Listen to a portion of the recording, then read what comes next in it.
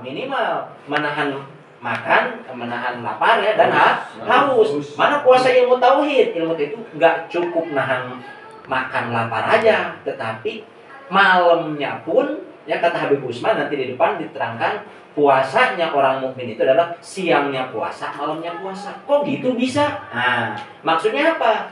Jangan kita malam itu meskipun disebut kata Habib Usman itu harus puasa, maksudnya apa? Mengurangi makan, mengurangi minum. Kenapa? Yang disebut nikmatnya dunia itu ada 4. Makan, minum, tidur, dan jima.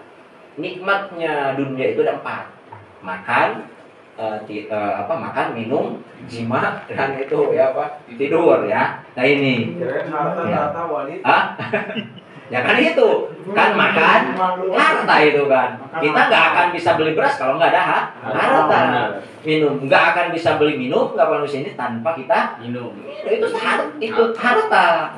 Itu jima ya itu istri ya kan. Terus yang keempat adalah tidur. Ya makanya asal usul puasa Ramadan 30 hari itu asal usulnya ya dari asbab nuzul di dalam Al-Qur'an. Asbab nuzul, kenapa alasannya puasa itu 30 hari, kenapa enggak 20 hari? Nah ini salah satu berkaitan. 12 bulan itu manusia zaman dulu itu selalu diberikan kenikmatan Allah 4 ini. Tetapi bagaimana caranya umatmu, wahai Rasul, biar 1 bulan itu biar dekat denganku. Salah satunya adalah kita mengurangi yang 4 ini. Salah satunya ada puasa dari subuh ke maghrib itu. Dan malam pun kata ulama jangan banyak makan. Kita makan siang gak makan, wah nanti malam balas dendam, roti ini. Harusnya apa? Malamnya kalau yang mukmin itu secukupnya aja lah. Itu harusnya mengurangi makan. Kenapa? Karena dekat dengan Allah itu dihalangi dengan 4 ini. Kalau ingin dekat dengan Allah harus mengurangi yang 4 tadi. Mengurangi makan, mengurangi minum, mengurangi tidur, mengurangi jima. Nah itu ya. Kenapa nikmatnya dunia akan menghalangi kepada dekatnya kepada Allah, makanya puasanya 30 hari. Itu adalah salah satu Nabi Adam ya di saat memakan buah kholdi itu puasanya 30 hari. Kenapa puasa 30 hari? Karena buah kholdi dalam perutnya itu menghilang selama 30 hari.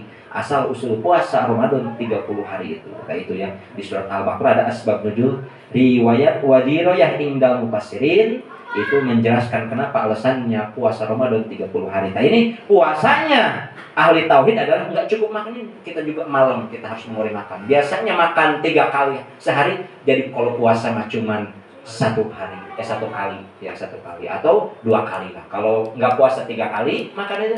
Kalau nggak puasa 3 kali, kalau puasa 2 kali. Berarti mengurangi kan? Nah berarti itu puasanya orang mukmin. Nah itu makanya orang Islam itu puasanya siang puasa, malam puasa. Maksudnya malam itu bukan karena nggak makan, tapi mengurangi makan. Sama. Kalau kita gaji mak juga malamnya. Apanya?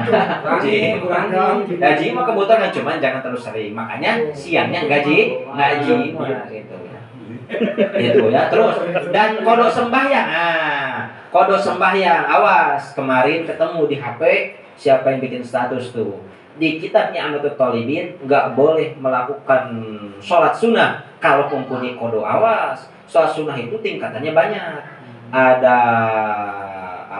wayundabu, ada wayusanu, kan ada wayundabu, wayusanu itu meskipun artinya sunnah beda derajatnya. Ada apa itu? Siapa yang memposting? Makanya ada yang nggak sholat tarawih, lebih baik kodok daripada sholat tarawih. Sholat tarawih itu sunnah. Lihat awalnya wayusanu apa wayundabu. Lihat awal katanya, meskipun artinya sunnah, tetapi lihat tafsir atau maknanya apa. Itu ya. Wayundanu ya. Ya, lihat ada 3 kalau salah, wayundabu, wayusanu, apalagi? Wayusanu. Apalagi? Ayud. Ada susun apa tuh? Lupa gitu lah tuh. Ya Allah, subhanallah. Wayusanu, wayundabu. Kan ada wayusanu, wayundabu. Itu kan artinya sunah-sunah semua. Wayusanu dan disunahkan, wayundabu dan disunahkan. Nah, awas tuh. Kenapa? Karena kita ngaji arti situ. Lihat tafsiran apa yang disebut wayusanu dan apa yang disebut wayundabu meskipun artinya sunnah. Tadi sini adalah kodok sembahyang, kita wajib mengkodoknya. Bagaimana kalau kita mempunyai orang tua dulu pas seminggu mau meninggal itu nggak sholat, kodoin sama anaknya. Kalau anaknya nggak mengkodok, bisa bayar fidyah. Fidyah. Caranya fidyah jangan seperti sodako. Kalau mau fidyah itu, kalau Jakarta sering menemukan orang-orang, Pak Ustadz, bapak saya kemarin nggak sholat 1 minggu. Nih saya bayar orang tua nggak sholat. Bahasanya bukan gitu bahasanya. Pak Ustadz, nih sodako bapak saya kemarin nggak sholat. Sodako, ini ibu mau sodako mau fidyah. Ya meskipun sama-sama memberi beda. Ada infak, ada sodako, ada fidyah, ada zakat. Ya, caranya fidyah bagaimana harus kita ijab qabul. Caranya zakat harus ijab qabul. Ya, seperti zakat lagi. Pak Ustadz, nih saya mempunyai penghasilan makanan, mempunyai dagangan. Nih saya mau sodako. Sodako ini ibu mau sodako mau zakat. Kalau zakat itu harus ada ijab qabul. Kalau sodako ibu meskipun nggak bilang juga nggak apa-apa nih. Sodako nggak bilang nggak apa-apa. Tapi kalau ini zakat penghasilan, zakat penghasilan 1 tahun ibu berapa setahun? Tuh duduk dulu ibu, jangan dulu asal ngomong. Soalnya zakat mah wajib. Wajibnya syarat sahnya zakat harus ijab qabul. Sama dengan fidyah. Ibu mempunyai bapak meninggal berapa? 7 hari. Ini ibu berapa uangnya? Lihat jangan seperti sodako. Lihat dulu ada ukuran-ukurannya. Jangan udah lah lebihnya mah buat Pak Ustadz. Enggak gitu. Ini fidyah itu wajib. Wajib. Berapa ini? Berapa? Oh kalau lebihnya pisahin lebihnya. Nah ini bayar fidyah. Nah ini buat sodako Pak Ustadz. Nah itu bagus. Ada lagi orang kayak ini zakat. Ini Pak Ustadz zakat. Zakatnya berapa bu? 1 tahun. Oh ini 1 tahun berapa? Ini ada 3 juta. 1 tahun 3 juta. Gimana nih? Ibu mau sodako mau zakat ke saya. Itu inilah yang mungkin pemahamannya asal memberi. Padahal zakat, sodako, infak, fidyah beda tata caranya. Ada tata cara sesuai syariat. Makanya di sini ada yang disebut halal haram tadi. Mana halal, mana haram. Nah itu termasuk kepada hal-hal pemberian kepada orang. Itu ada yang berupa sodako, ada berupa infak, ada berupa fidyah, ada berupa zakat. Salah satunya kodok. Kodok itu harus wajib dikodokin. Kita sholat dulu. Waktu SMP nggak sholat, sekarang ingat, waduh dulu saya nggak pernah puasa. Dulu saya nggak pernah sholat. Kodok. Ya. Berapa? Kalau lupa hitungannya itu nggak harus ini. Nggak harus di ini kalau lupa. Tapi kalau ingat seminggu itu wajib langsung dikodok. Ya. Kalau lupa silahkan semampunya. Ya. Nah, itu ya. Kodok ya. Daripada kita sholat tahajud 8 rakaat, lebih baik tahajud 2 rakaat. Kodoknya selebihnya. Sholat duha 8 rakaat kurangi. Sholat duha 2 rakaat atau 4 rakaat langsung kodok ini. Mas sholat duha 8 rakaat kodok kagak. Padahal dulu nggak pernah sholat. Katanya sholat sunnah bisa menambal sholat fardu. Nah awas yang salah arti. Menambal sholat fardu itu adalah di saat kita sholat fardu ada salahnya, itu bisa ditambah dengan sunnah. Nggak bisa kodo fardu ditambahin dengan sunnah, nggak bisa. Kodo ya kodo fardu, karena kodo di sini adalah bayar hutang. Bayar hutang kepada Allah sebutnya kodo. Bayar hutang kepada manusia sebutnya dainun.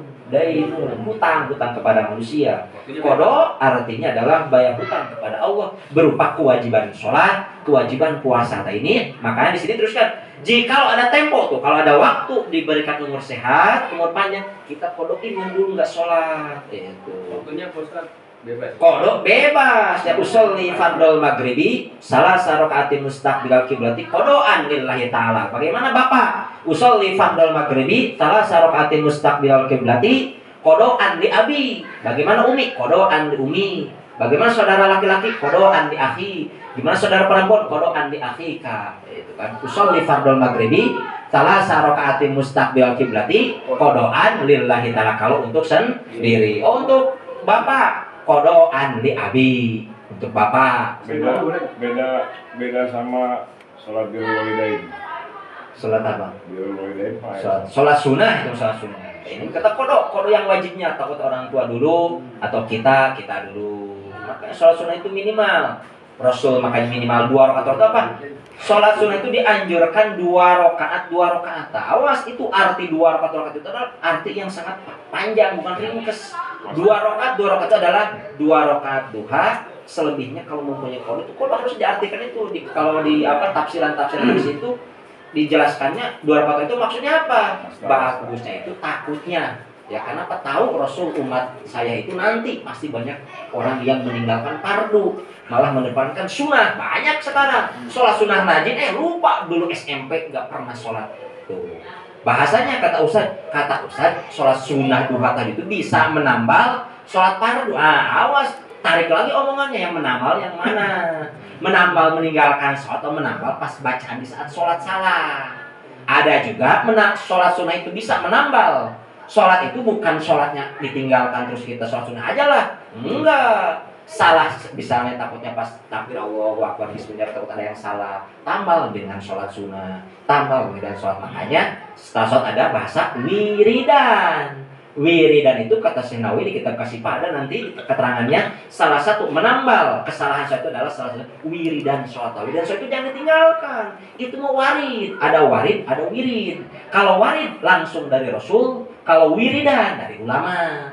Seperti mungkin roti atau itu kan dari ulama wirid, itu wirid terserah. Ada warid itu dari Rasul langsung.